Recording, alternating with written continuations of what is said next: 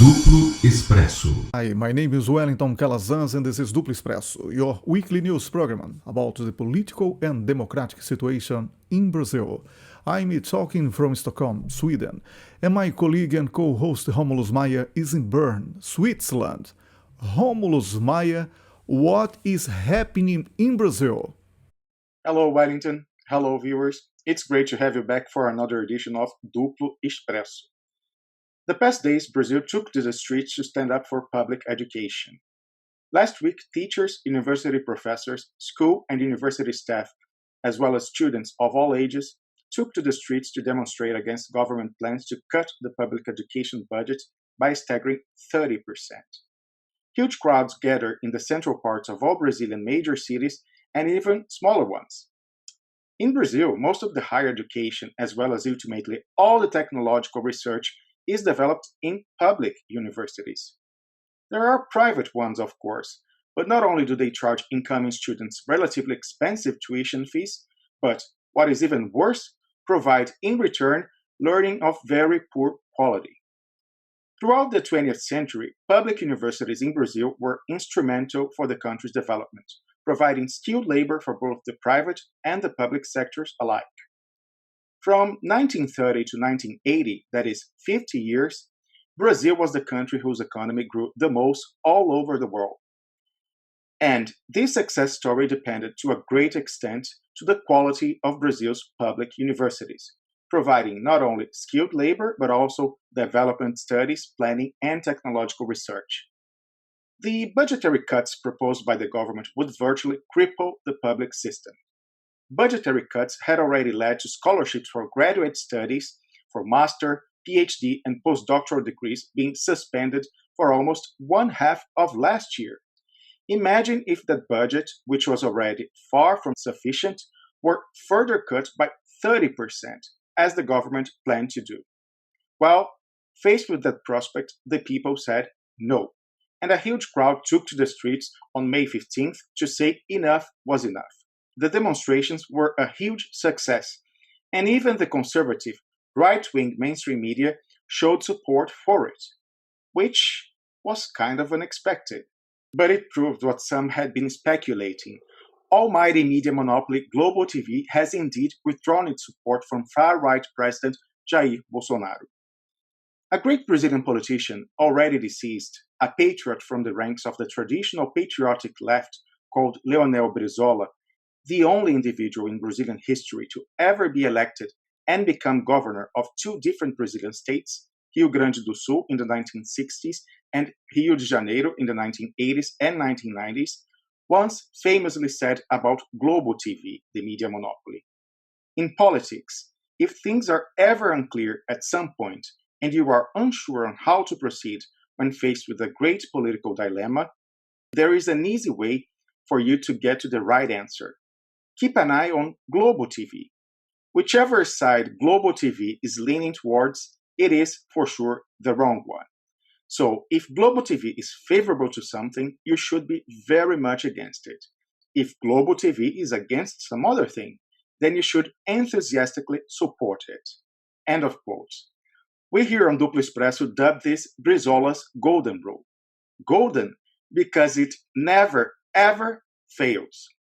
So, although we, of course, support the movement that took to the streets to defend Brazil's public education system, we are very suspicious of Globo's unexpected support for it, and of the reasons that might be behind the support. Making the whole situation even more paradoxical, Globo TV has time and again stood for public universities' budget cuts, and even hinted more than a few times on privatizing them altogether. So did Globo TV suddenly have a change of heart? Well, not really. It seems Globo TV wants Brazil's current vice president, hardliner retired Army General Hamilton Mourão, to step in and become president himself. And actually, Globo TV is not alone in this strategic move. Globo TV is, of course, a sworn enemy of the leftist Workers' Party, former President Lula's party.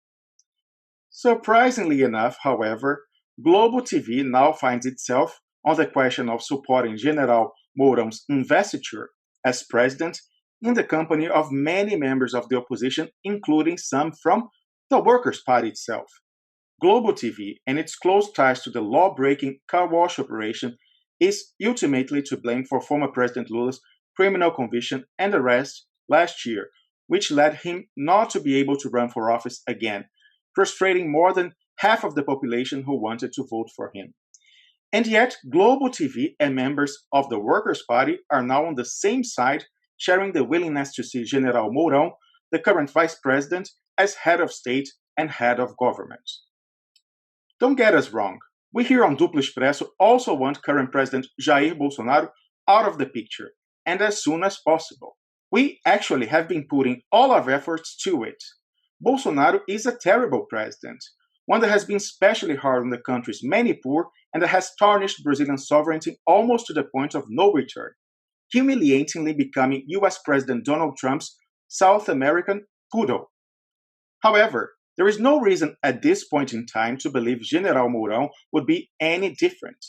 And again, faced with such a political dilemma, we go back to Brizola's golden rule. If Globo wants something, oppose it.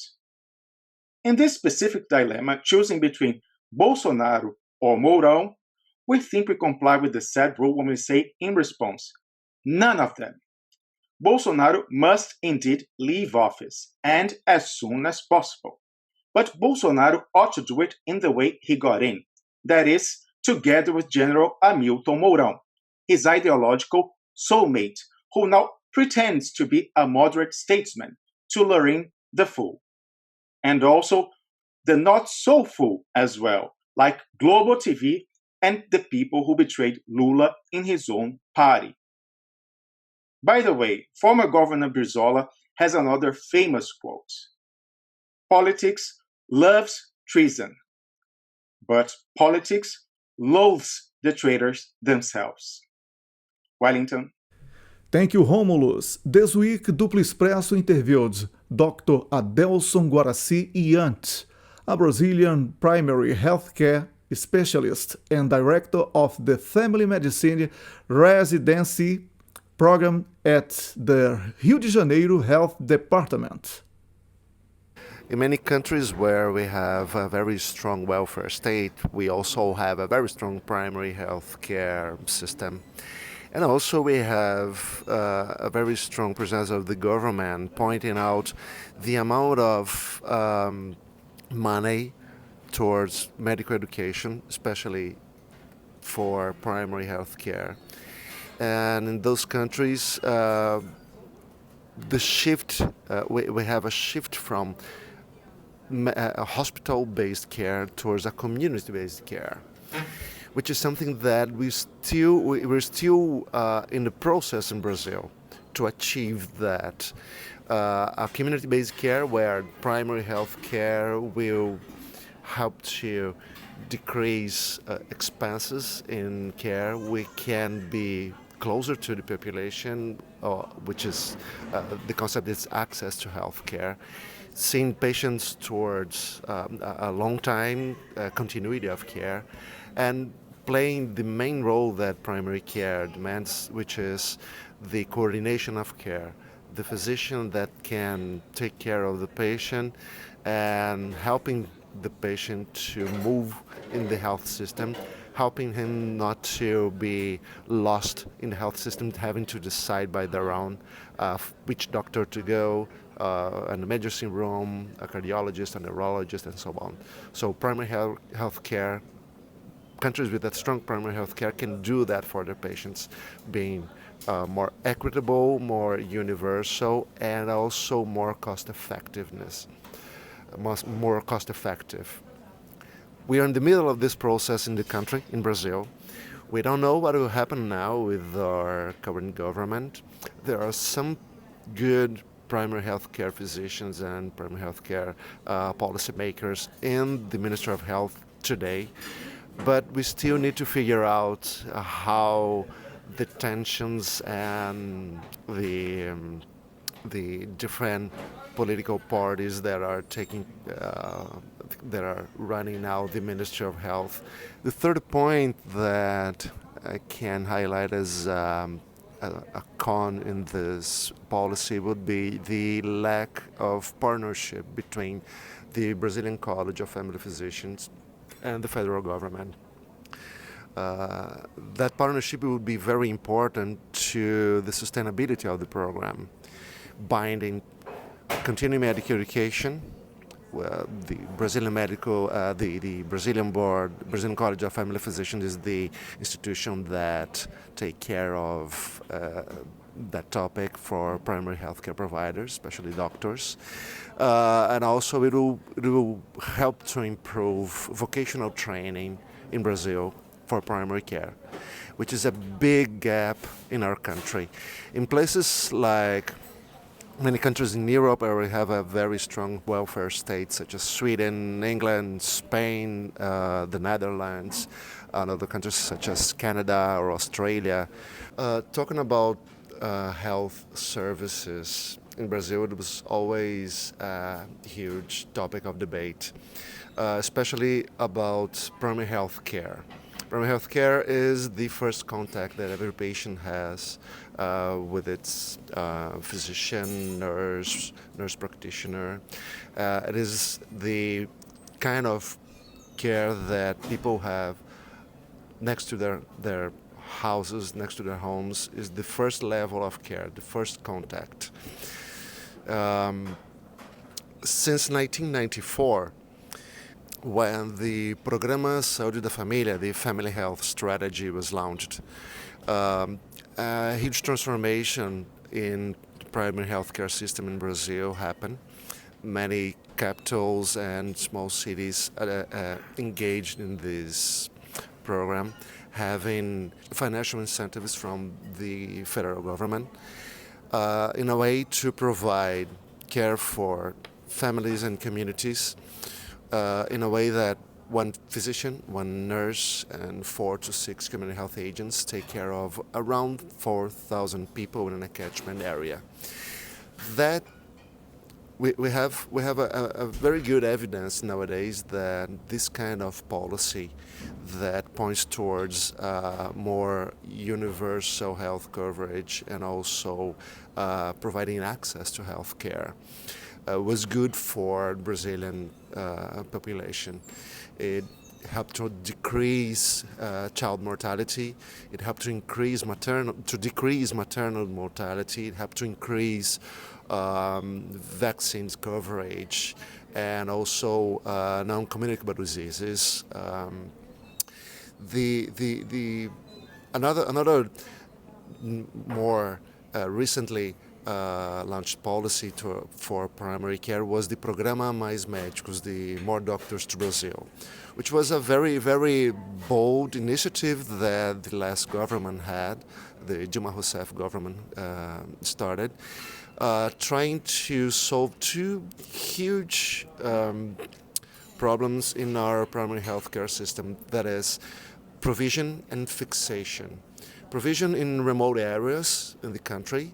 Many small cities in the country never had one doctor, maybe sometimes one nurse, and usually relying on community health agents working as primary health care providers.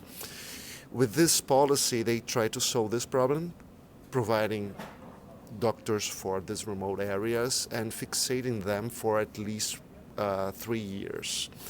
It was a very interesting policy because at that point the federal government took from the National Board of Physicians the responsibility of deciding who will be able to take care of our population. Until that point, the Conselho Federal de Medicina, the Brazilian Board of Physicians, was responsible to say this or that physician can work as a physician in the country and that one cannot. At that point, the Ministry of Health decided that they will give a certificate for every foreign physician that engaged in the program. Many Brazilian physicians that graduated abroad and also foreign physicians that decided to have an experience in the country. And with that many Cuban physicians, also in a partnership between PAHO and Cuban government and Brazilian government, they moved to the country, working mostly in remote areas. But we still need to see how those different stakeholders that are now running the Ministry of Health will reach an agreement, if it will be towards a more primary health care system or a hospital-based system. After that, we can have a better forecast of what we can expect for the next 3 or 4 years in our country. Thank you. And I will have Samuel Gomes, our political commentator. Let's talk a little bit about Brazil. The newest information is that Bolsonaro betrayed Moro. Lula's arrest was negotiated in exchange for a position in the Federal Supreme Court. Politics can be seen in many ways. One of the best known is its relation to the art of war. One of the aspects that are present in both war and politics is dissimulation. The secret is fundamental in war and politics. In politics, the most decisive moves are behind the curtains. A dangerous secret brought to the public can sometimes trigger a popular repulsion process capable of even overthrowing a government. President Bolsonaro is an old politician. He had been a deputy for more than 20 years before becoming president. A mediocre politician, useless, inservive. But he was fortunate enough to be in the right place at the right time. He managed to present himself as a non-politician at a time when the population had already been convinced by propaganda sponsored by financial capital that politics is the vilest and most abject of human activities.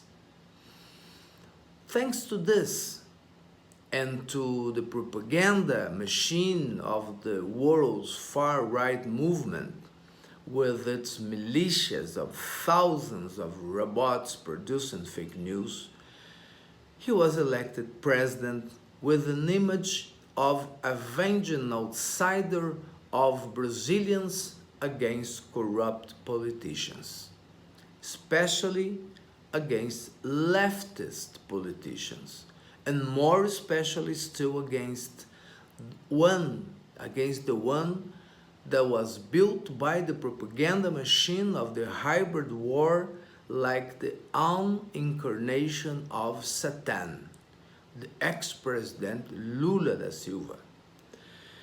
Bolsonaro is not an accident. He is the result of a meticulous plan to steal the riches of Brazil and to recolonize it. Bolsonaro only reached the presidency because the main competitor, former President Lula, was prevented from running. And for that, a character was fundamental: the unknown federal judge Sérgio Moro. Moro was selected before 2009 by the U.S. Department of Justice program Building Bridges to conduct a judicial and media operation with the objective of arresting Lula and preventing him from competing, ensuring then the election of Bolsonaro. Moro presided over a Kafkian lawsuit against Lula, in which no material evidence was presented, and even so, he was convicted of corruption by improvements made by a company in an apartment that never belonged to him. Following the elections, Moro became the all-powerful Minister of Justice and Public Security of Bolsonaro, the president he helped to elect by arresting the main opponent and virtual elected Lula. That fact, which is sufficiently scandalous to demonstrate that Brazilian elections were vitiated by direct intervention of the United States and a co-opted faction of the judiciary to foreign interests. But what Bolsonaro revealed now is even more astounding. In an act of sincerity, Bolsonaro confesses that he negotiated with Moro during the elections his appointment to the next vacancy for the Federal Supreme Court upon the retirement of the Supreme Court Dean, Minister Celso de Mello, in September 2020. It's clear now that Bolsonaro confesses that he made an agreement with the Judge Moro to condemn Lula. Moro was invited by Bolsonaro even during the elections, first to be the Minister of Justice, as a step to be appointed Minister of the Supreme Court in the future. It's a case of deplorable case of electoral corruption capable of definitely tarnishing the Brazilian democracy. But beyond the formal vices of the process, what's clear is that both Bolsonaro and Moro are pieces of a sophisticated hybrid war that aim to kneel down one of the countries with the largest territory, population, wealth, and strategic importance in Latin America and the world. That was Samuel Gomes, our political commentator. Duplo Expresso will be back next week with more news and analysis about Brazil. Thank you for watching us, and goodbye. Thank you, Romulus Maya. Thank you, Wellington. Thank you, viewers. We hope to have you joining us once again next week for another edition of Duplo Expresso. See you then. Goodbye. Nasce o dia mais uma manhã cinza na cidade grande, em algum bairro pobre, alguma mãe dá luz. Na manhã cinza, os dois choram, a criança por ter nascido, e a mãe é só desespero, é mais um filho pra cuidar. Na manhã cinza, na calçada as pessoas passam, criança e mãe ignorados, nenhum sorriso pra confortar. Como num recém-nascido, concentrado no próprio umbigo, passa o homem, passa a mulher, são piores do que cegos